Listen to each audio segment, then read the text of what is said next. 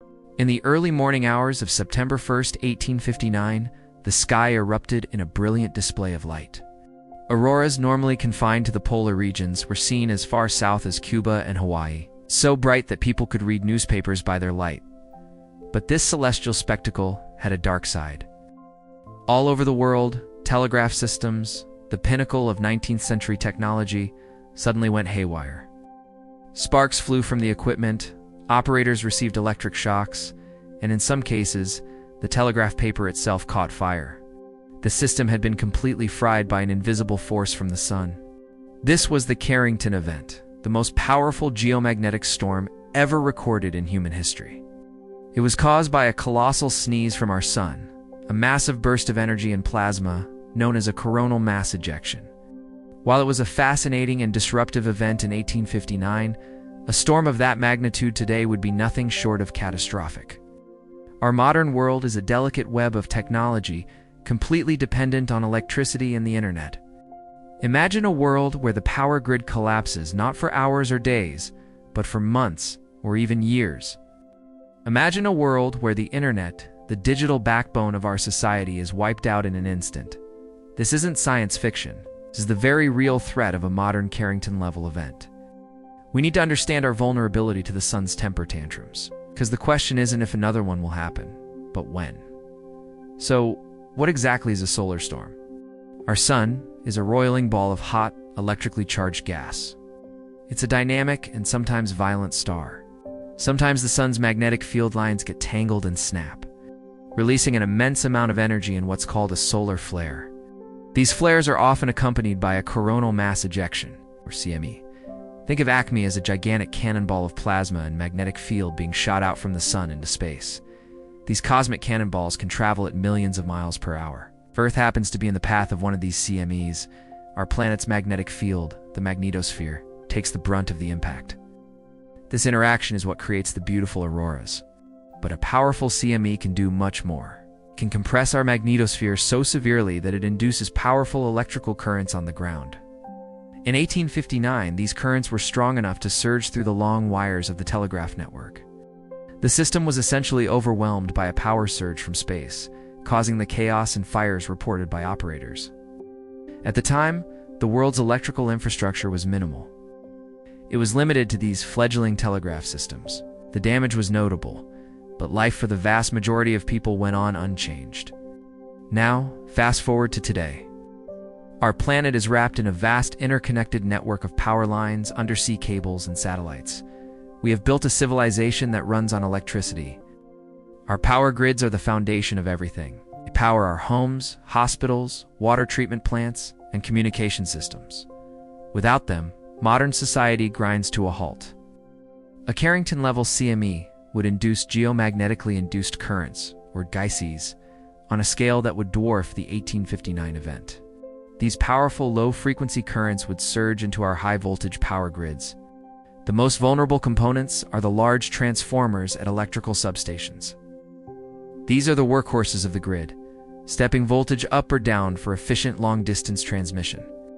These transformers are designed to handle specific alternating currents. The quasi-DC currents from a solar storm would cause them to saturate, overheat, and, in many cases, physically melt down or explode.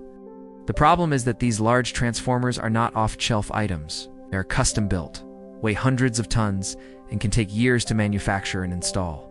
A powerful solar storm could simultaneously destroy hundreds of these critical transformers across an entire continent. The result would be a widespread, long-term blackout. We're not talking about a few days of inconvenience. We're talking about a potential grid-down scenario lasting for months. Or in the worst-case scenario, years, as we struggle to replace the irreplaceable heart of our electrical system. The cascading effects would be devastating. Without electricity, municipal water pumps would stop working. Clean running water would become a scarce luxury. Sewage treatment plants would fail, leading to a sanitation crisis and the risk of widespread disease. Our entire food supply chain relies on refrigeration and transportation, both of which depend on power. Supermarket shelves would empty within days.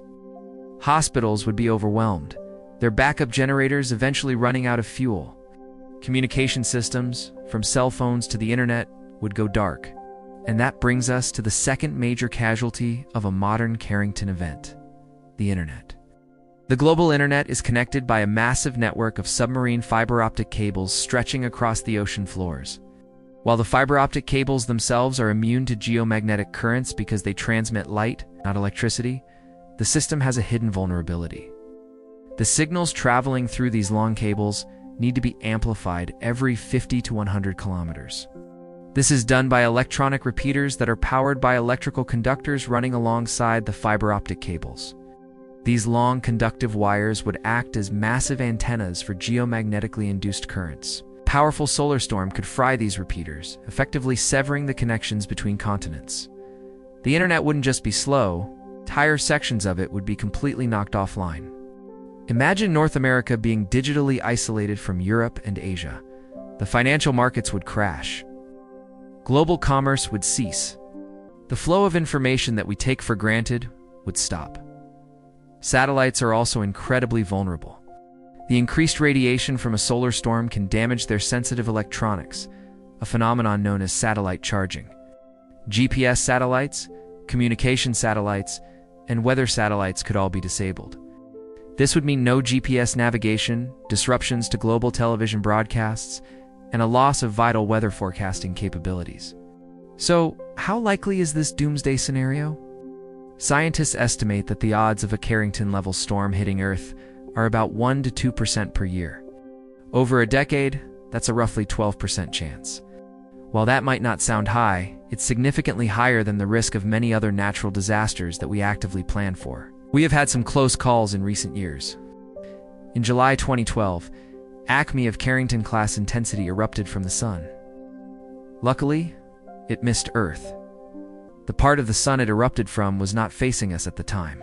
Had it occurred just 1 week earlier, our planet would have been directly in the line of fire. The consequences would have been, in the words of one physicist, unimaginable. We dodged a cosmic bullet, but it was a stark reminder of the danger lurking just 93 million miles away. What can we do about it? The first step is monitoring and prediction.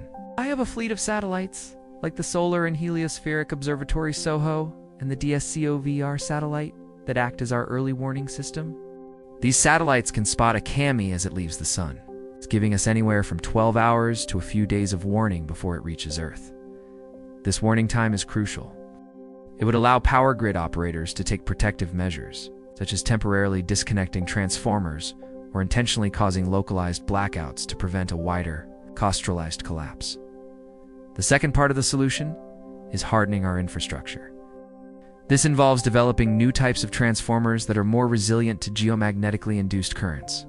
It also means installing blocking devices that can protect existing transformers from these harmful currents. Some of these technological solutions are already available, but implementation has been slow and costly. Strengthening the grid is a monumental and expensive undertaking, requiring coordination between governments and private utility companies on a global scale. But the cost of inaction is far greater. A report by Lloyd's of London estimated that the economic cost of a modern Carrington event could be in the trillions of dollars. With a recovery time of 4 to 10 years, the societal impact is almost impossible to quantify. It's a race against time. The Sun operates on its own schedule, with an approximately 11-year cycle of high and low activity. As we approach the next solar maximum, the risk of a major storm increases. We have built a brilliant, complex, and interconnected world. But its very complexity is also its greatest weakness. Our reliance on technology has made us vulnerable to the ancient and powerful forces of the cosmos. The Carrington event of 1859 was a warning shot across the bow of our technological age. It revealed a powerful threat that we are only now beginning to take seriously. Protecting our planet from a solar superstorm is one of the most significant challenges of the 21st century. It requires foresight, investment, and global cooperation. We must heed the lesson written in the sky over 160 years ago, before the Sun decides to sneeze again. If you found this look into our cosmic vulnerability interesting, be sure to subscribe to Curiosity Repo for more deep dives into the science and history that shape our world.